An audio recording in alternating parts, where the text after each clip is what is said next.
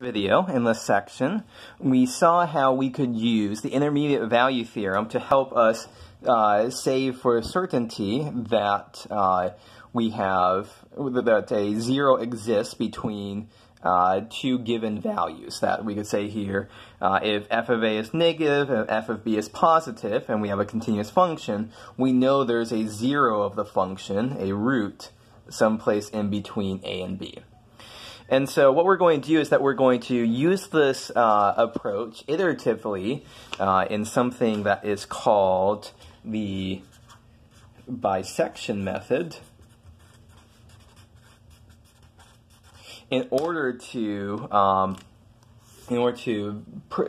accurately as we want to find zeros of continuous functions. So what I'm going to do is going to kind of do this in a big picture setting, and then we'll do it with this particular example. So let's say that we have f of x, that you know that this is some continuous function, and we know that f of a is positive and f of b is negative. And so we know that by the intermediate value theorem, that there must be a zero in between a and b.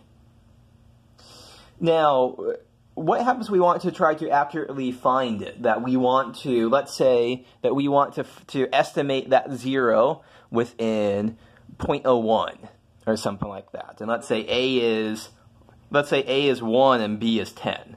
Okay, so right now all we're saying is that our zero is someplace between 1 and 10. We want to be much more precise about that. We want to make a statement that is of the form, our zero is between 3.27 and 3.28. Right now all we're saying is that it's between 1 and 10. So our method for doing this is that we're going to chop the interval in half. That we're going to ask ourselves, what's happening at this halfway point? Well, let's say, for sake of argument, that at this halfway point, f of the halfway point, the midpoint, is positive.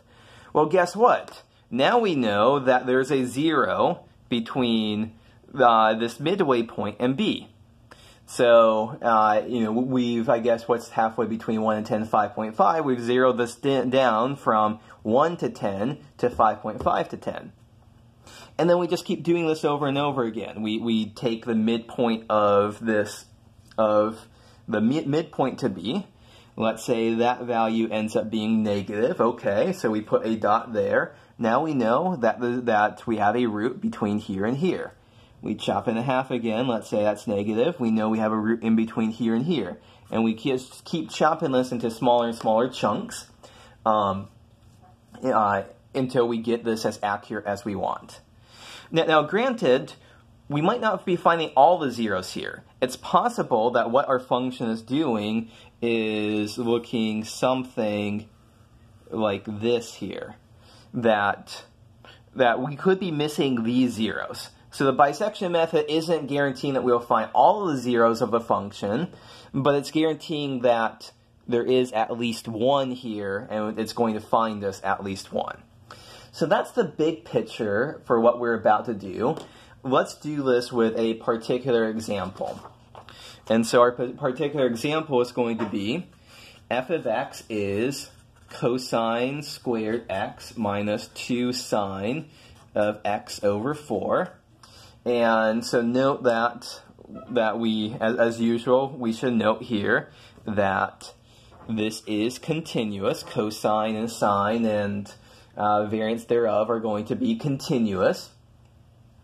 And so I'm going to tell us is that it has a zero in the interval 0 to 2, and we want to say estimate this as close as we want to. So we'll do several iterations of the process. Obviously, at some point, you want to get out a computer, a calculator to do this quite a bit. If you want to run this 100 times, I'm not going to show you 100 times, but you can see what's going on.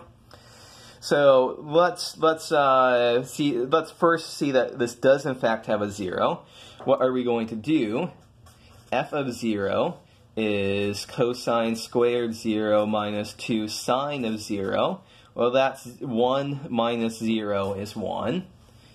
F of 2, cosine squared 2 minus 2 sine of 1/2. And that's something you'd have to use a calculator for. It ends up being approximately minus 0.786. The important point there is that it's negative. So because f of 0 is positive and f of 2 is negative, and we have a continuous function, we now know that yes, we do have a 0 in that interval. So at this point, what we're going to do is we're going to subdivide. We're going to say, well, what happens at f of 1? At f of 1, what is going on? F of 1 is cosine squared 1 minus 2 times sine of 1/4. Again, you need to calculate to estimate that. It ends up as minus 0.203, which is negative. So we have f of 0 is positive, f of 1 is negative, f of 2 is negative. So making a chart here. So 0, 1, and 2. Well, f of 0 is positive, f of 2 is negative, f of 1 is negative, so this suggests that we should look at 1/2. So f of 1/2 is, you want to calculate this out, is about 0.521. So that is positive. So where's our root? We're looking between 1/2 and 1. So we should be looking at f of 3/4. F of 3/4, pull out your calculator. This is going to be approximately 0.163. So that's positive. So now we know we have something between, our root is between 0.75 and 0.1. So we're looking at f of 7/8. F of 7/8 is about minus 0.0231. The important thing here is that it's negative. And so what we've done is that after all of these iterations here, we conclude that there is a root. There is a 0 of f of x between 0.75 and 0.875. So that's as many iterations as I want to do. It's going to be very, if you want to get this even more accurate, you could run this process 100 times and get even more accuracy. But I think this is enough for us to see what's going on.